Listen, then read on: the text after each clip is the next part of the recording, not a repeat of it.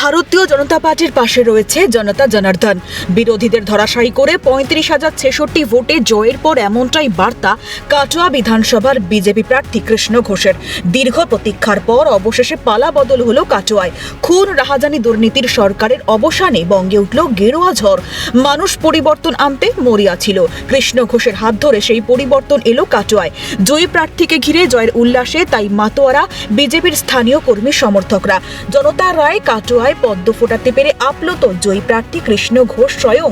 সঙ্গে আমার কাটোয়াবাসী যারা সাধারণ জনগণ তারা পরিবর্তন চেয়েছে, সঙ্গে আমার কার্যকর্তা যারা দিন রাত পরিশ্রম করেছে বিজেপিকে আনার জন্যে, মার কেস অনেক কিছু খেয়েছে, ঘর ছাড়া হয়েছে, সেই সব কার্যকর্তাকে আমি অনেক অনেক ধন্যবাদ। যারা এত ভরসা করেছে আমাকে, সেই কাটোয়া জনগণের যে কথা যে সংকল্প আমি নিয়েছি সেটা অবশ্যই পূরণ করব।